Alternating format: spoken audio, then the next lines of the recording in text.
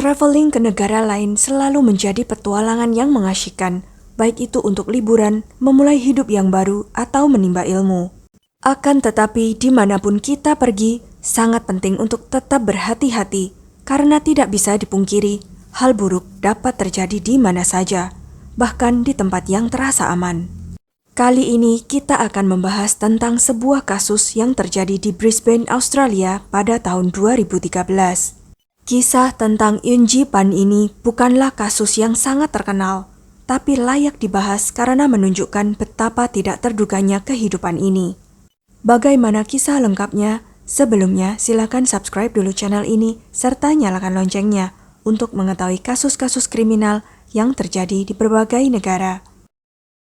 Jika Anda pernah mengunjungi Wickham Park di Brisbane, Anda mungkin melihat monumen kecil yang tersembunyi di antara pepohonan. Monumen batu itu bertuliskan untuk mengenang Yunji Pan, 1 Februari 1991 hingga 24 November 2013, akan selalu dikenang oleh masyarakat Brisbane. Kisah Yunji mungkin tidak menjadi berita utama yang besar, namun kematiannya yang terlalu dini meninggalkan dampak besar bagi warga setempat. Pada pagi hari tanggal 24 November 2013, seorang pejalan kaki yang berjalan melalui Brisbane CBD Park menemukan pemandangan yang mengejutkan. Tubuh seorang wanita muda tergeletak di bawah pohon dengan tanda-tanda kekerasan yang jelas. Polisi dan para medis segera dipanggil dan daerah itu ditutup, sementara mereka menyelidiki apa yang terjadi. Darah yang berceceran di jalan setapak di dekatnya menunjukkan bahwa serangan itu tidak terjadi di taman itu, tetapi tubuh Yunji telah dipindahkan ke sana setelah penyerangannya. Yunji telah diserang secara brutal dengan cara yang menyebabkan dia mengalami luka parah. Selama serangan itu, dia berulang kali dipukul di wajah dengan kekuatan yang sedemikian rupa sehingga hampir setiap tulang di wajahnya retak. Dia juga menderita luka kepala yang parah akibat serangan itu. Yunji Pan yang berusia awal 20-an hanya berada di Brisbane selama sekitar 6 minggu. Dia pindah ke sana dari Korea Selatan untuk melanjutkan studinya dan tinggal di sebuah apartemen dekat taman di daerah Roma Street Parklands yang merupakan tempat tinggal bagi banyak penduduk Korea lainnya. Dia mungkin telah menemukan komunitas yang nyaman di sana, tetapi tragisnya dia kebetulan berada di tempat yang salah pada waktu yang salah. Yunji sedang menekuni bahasa Inggris di English Unlimited, sebuah sekolah bahasa di Brisbane. Pada saat ajalnya yang tragis itu, dia bersemangat dengan kehidupan barunya di sana. Dia ingin meningkatkan keterampilan bahasanya dan beradaptasi dengan budaya di Australia. Yunji digambarkan sebagai orang yang baik, tekun, dan antusias tentang studinya. Ia cepat beradaptasi dengan kehidupan di Brisbane dan mendapat banyak teman baru. Kematiannya sangat mengejutkan bagi komunitas lokal, dan sekolahnya mengingatnya sebagai gadis cantik yang senang belajar. Seperti banyak siswa internasional lainnya, Yunji bekerja keras untuk mencari nafkah bagi dirinya sendiri. Dia mengambil pekerjaan sebagai cleaning service, bangun sebelum fajar untuk berangkat kerja. Rutinitasnya tampaknya berulang sama setiap hari, sampai pada suatu pagi tanggal 24 November 2013 ketika semuanya berubah menjadi tragis. Pada hari Minggu pagi itu, polisi menutup daerah tersebut. Para penyelidik menyisir Roma Street Parkland untuk mencari petunjuk. Mereka menemukan beberapa barang pribadi Yunji di dekatnya, tetapi tidak banyak lagi yang dapat ditemukan. Dia tidak terlihat seperti dirampok atau diserang secara seksual. Kematiannya secara sekilas tampak acak dan brutal, meninggalkan polisi dengan lebih banyak pertanyaan daripada jawaban. Tempat kejadian perkara itu sendiri berada tepat di belakang Rumah Sakit Gigi Brisbane di Jalan Turbot, tepat di seberang Roma Street Parklands. Para penyelidik berharap mereka bisa mendapatkan beberapa petunjuk dari kamera CCTV di dekatnya, tetapi itu juga tidak membantu. Karena tidak mendapat petunjuk, polisi beralih ke warga sekitar untuk mendapatkan informasi, dan saat itulah semuanya mulai menjadi jelas. Sebuah petunjuk datang dari seorang penelepon yang memberitahu polisi tentang seorang pria bernama Alex McEwan. Menurut penelepon itu, Alex baru-baru ini mengakui kejahatannya setelah acara minum-minum dengan teman-temannya. Pada malam sebelum pembunuhan, Alex dan teman-temannya sedang berpesta minuman berat di tempatnya. Mereka semua tampak bersemangat dan tidak ada yang janggal dari Alex. Tetapi beberapa jam kemudian, Alex menelepon salah satu temannya dengan pengakuan yang mengejutkan. Dia mengatakan telah membunuh seseorang di jalan hanya karena dia merasa ingin melakukannya. Ini adalah rangkaian peristiwa yang terjadi saat itu. Seperti biasa, Eunji bangun sekitar pukul 3 pagi untuk memulai harinya. Dia kemudian keluar menuju tempat kerjanya sebagai petugas cleaning. Pada pukul 3:30 pagi, dia sedang berjalan di jalanan yang tenang di dekat Taman Brisbane CBD. Hari masih gelap dan lalu lintas masih sepi pada jam itu. Dia hanya fokus berjalan untuk sampai ke tempat kerjanya, tanpa menyadari bahwa Alex yang mabuk ada di dekatnya. Saat dia melewati taman, hal-hal terjadi dengan cepat. Entah dari mana, Alex tiba-tiba mencengkeramnya lalu menjatuhkannya ke tanah.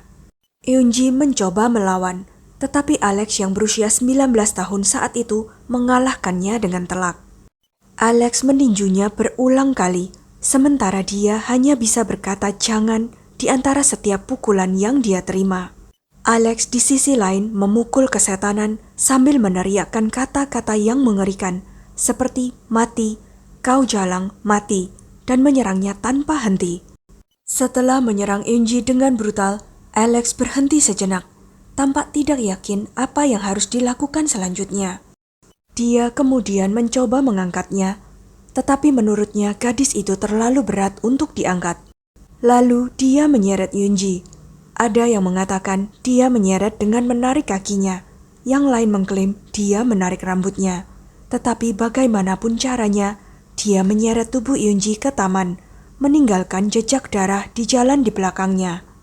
Alex lalu membuang tubuh Eunji di bawah pohon dan menggantung helai-helai rambutnya di ranting-ranting pohon, yang kemudian ia menggambarkannya sebagai membuatnya tampak seperti pohon Natal. Eunji meninggal di sana di dalam genangan darahnya sendiri. Setelah tindakannya yang mengerikan itu, Alex kembali ke apartemennya dan menelepon teman-temannya. Dia dengan santai menceritakan kepada mereka apa yang telah dia lakukan, mengakui secara rinci bahwa dia merasa ingin membunuh seseorang dan keluar untuk melakukannya. Karena tahu polisi mungkin akan segera menangkapnya, dia dengan bercanda menyarankan agar teman-temannya membuat perayaan dengan makan malam steak sebelum dia masuk penjara, seolah-olah itu hanya kejadian biasa. Pada awalnya, teman-teman Alex tidak mempercayainya, tetapi ketika berita tentang penemuan mayat wanita tersebar dan Alex pergi ke rumah sakit untuk mendapatkan perawatan tangannya yang patah, potongan-potongan kisahnya tampak masuk akal. Menyadari Alex serius, teman-temannya melaporkannya ke polisi, menjelaskan semua yang Alex katakan kepada mereka. Rinciannya cocok dengan apa yang ditemukan penyidik di tempat kejadian perkara, sehingga polisi bergerak cepat untuk menangkapnya. Alex tidak melawan ketika petugas datang. Dia tidak mencoba lari atau bahkan melawan. Selama interogasi, dia tidak menunggu pengacara. Dia secara terbuka mengakui kejahatannya. Describe for me what she looked like when you first saw her. No, I didn't look at her. I just said I didn't think about it, I just did it. Pada tanggal 26 November, beberapa hari setelah kematian tragis putri mereka, orang tua Eunji tiba di Brisbane untuk mengidentifikasi dan mengambil jenazahnya. Wajah putri mereka sudah rusak parah akibat pukulan bertubi-tubi itu. Momen ini sangat menyedihkan bukan hanya untuk keluarga Eunji, tetapi juga untuk komunitas Korea di Brisbane. Orang-orang marah, terutama wanita. Mereka menuntut keadilan atas kematian Eunji yang tidak masuk akal. Ketika di bulan yang sama Alex muncul di pengadilan, dia mengaku tidak bersalah atas pembunuhan Eunji Pan, meskipun dia mengakui telah menyebabkan kematiannya. Pembelaannya adalah dia mengaku telah menderita skizofrenia, suatu alasan yang umum digunakan oleh para penjahat untuk menjelaskan tindakan mereka yang mengerikan. Tetapi, apakah klaim sakit mentalnya benar? Atau hanya taktik untuk menghindari tanggung jawab penuh atas pembunuhan Eunji? itulah yang ingin diketahui oleh semua orang. Schizophrenia adalah penyakit mental yang serius. Dalam kasus Alex, tidak ada tanda-tanda nyata dari hal ini. Teman-temannya menggambarkannya sebagai orang yang santai tanpa tanda-tanda penyakit mental. Seperti yang diuraikan oleh seorang psikiater selama persidangan, penyakit mental tidak muncul begitu saja sebelum kejahatan atau selama kejahatan, sehingga klaim Alex langsung dipertanyakan kebenarannya. Setelah pemeriksaan kondisi mentalnya dikonfirmasi, Alex tidak menunjukkan tanda-tanda schizophrenia. Faktanya, saat persidangan di tahun 2018, terungkap bahwa Alex mengakui telah memalsukan gejalanya ketika berbicara dengan dokter jiwa pada tahun 2016. Dia mengaku bahwa dia hanya ingin dinyatakan tidak layak untuk diadili. Mengapa demikian?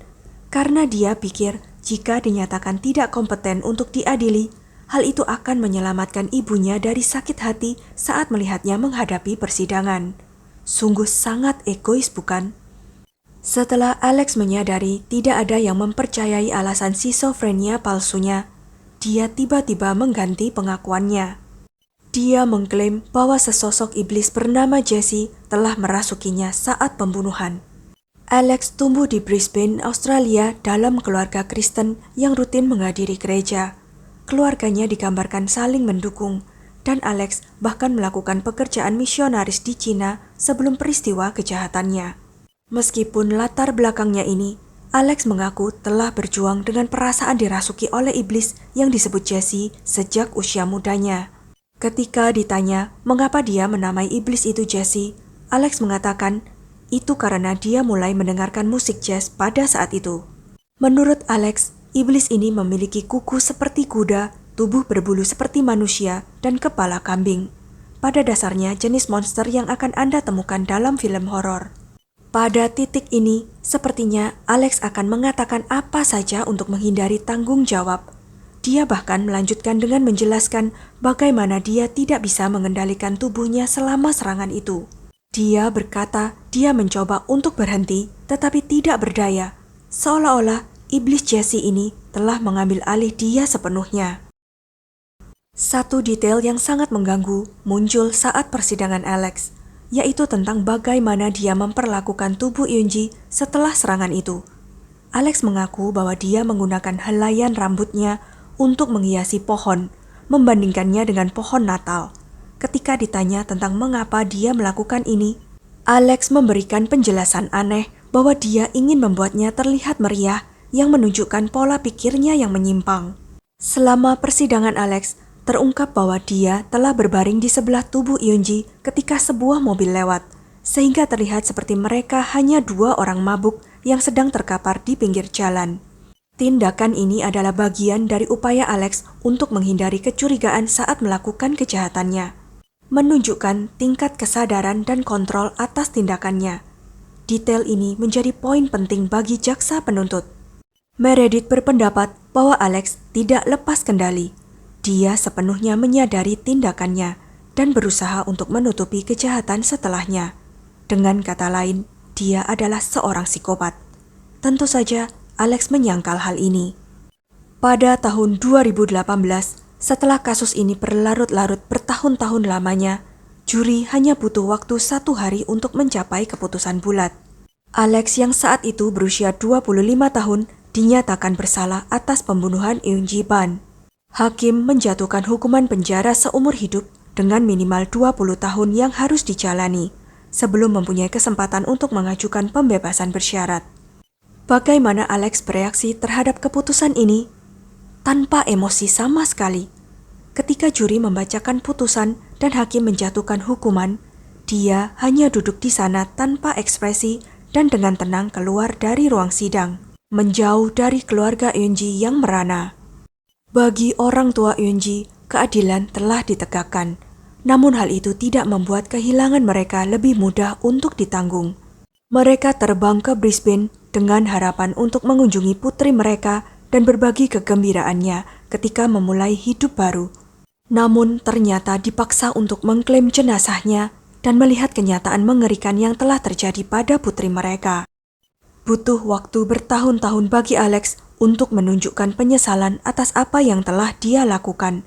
Dan ini membuat keluarga Eunji merasa frustrasi karena alasan Alex yang terus-menerus menyangkal tanggung jawabnya. Alex kemudian menulis surat yang menyatakan penyesalannya dengan mengatakan dia berharap dia bisa mengambil kembali perbuatannya dan memberinya bunga sebagai gantinya. Komisaris Polisi Brisbane, Ian Stewart, juga menanggapi kasus tersebut dengan mendesak warganya, terutama wanita, untuk mengambil tindakan pencegahan ekstra. Dia mengakui betapa tragisnya kekerasan seperti itu dapat terjadi di Brisbane, kota yang dianggap relatif aman.